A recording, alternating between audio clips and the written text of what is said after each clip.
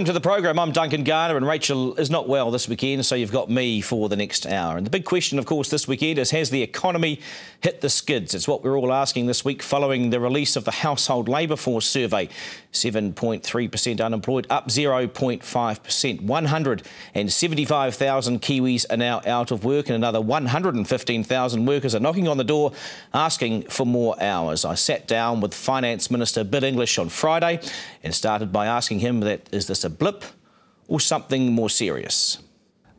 Look, I think it's a bit of a slow patch. You could call it a blip. This is a grinding recovery. There's good bits, there's slower bits, but we are on track to 2 to 3% growth, and we have seen until recently the growth of new jobs.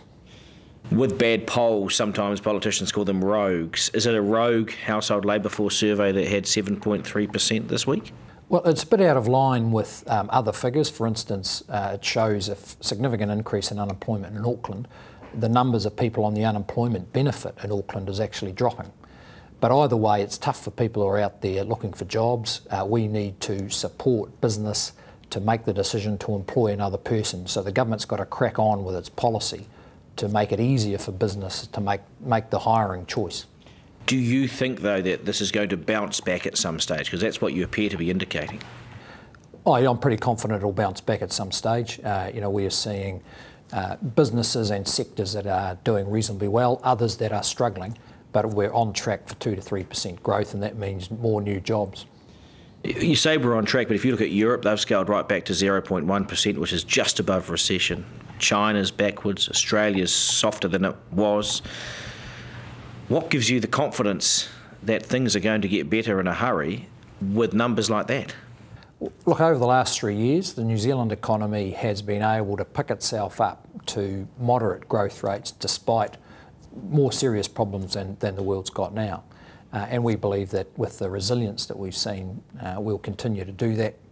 But the government does need to push on with its policy to make it easier for businesses to make the choice to hire another person. Because economists like Garner say you need to seriously change your settings, especially with inflation so low, unemployment now higher, and interest rates where they are.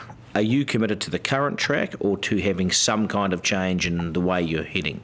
Well, we think we've got the balance about right. The government has spent about $50 billion supporting the economy through the depth of the recession, on infrastructure, supporting public services, but we can't keep doing that. We're making a moderate adjustment so that in the next 2 or 3 years we'll stop borrowing more money. So we think we've got the balance about right. But there's nothing you've seen this week that says we're in trouble, we need to do something differently.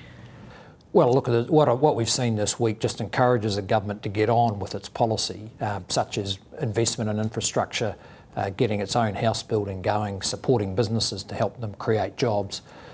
Because it is tough out there in the job market, particularly for younger people. But why were you guys so alarmed this week about these numbers? I mean, the Prime Minister said he was surprised. Were you surprised? Well, I think the rise in unemployment has been out of line with other indicators. So, look, next quarter it might come back in line. What we know is that we're on a longer-term track for new jobs, but we'd like to see that happen faster. So we've got to get on with the policies that are going to help encourage that. You said 2 years ago, or the Treasury said 2 years ago, that they were predicting 170,000 jobs over the next 4 years. So we're 2 years down the track. I asked you this yesterday and you said you'll come back to us in December, how many jobs you've created. Surely you have an idea, though, about the level of jobs that has been created in the past 2 years. Yeah, in the past, we've got that, is it 20? Was it? 26, yeah. Over the past 3 years, it's about 65,000 new people into new jobs. In the last 2 years, 26,000 people into new jobs. The survey shows in the last quarter, there actually hasn't been anyone going to new jobs. So that's why we've got to crack on with the policies to support business to hire people. So we're behind that track, aren't we? Yeah, we're behind the 170,000 track, and we want to get back on that track.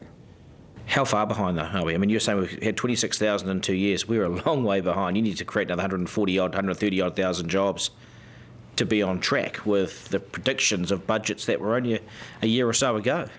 Well, we're in a bit of a slow patch at the moment. I think that's pretty clear, even if the number was a bit out of line. But we've got the growth coming on in Christchurch. we believe Auckland's actually in a bit better shape than these figures show. So if we can support, rebuild the momentum with the government policies that are going to help business to decide to hire someone, such as the changes in the Resource Management Act, infrastructure investment, skills investment, then we think we can stick to that track. And can I finally ask you, are you as Finance Minister, are you nervous that we're somehow perhaps teetering on the edge of a second recession on the back of what's happening in the world? Do you lose sleep over this? No, I don't think we are. The global picture is more negative in Europe than it was, probably a bit more positive in the US and reasonable in China and Australia, and they have an influence on our economy in the long run. So I think if we stick to the track, stick to the plan, encourage businesses as much as we can to be able to create jobs, then we'll avoid any further recession, and we're on track for 2 to 3% growth. All right, Finance Minister Bill English there, I think with his fingers crossed that the economy will come right.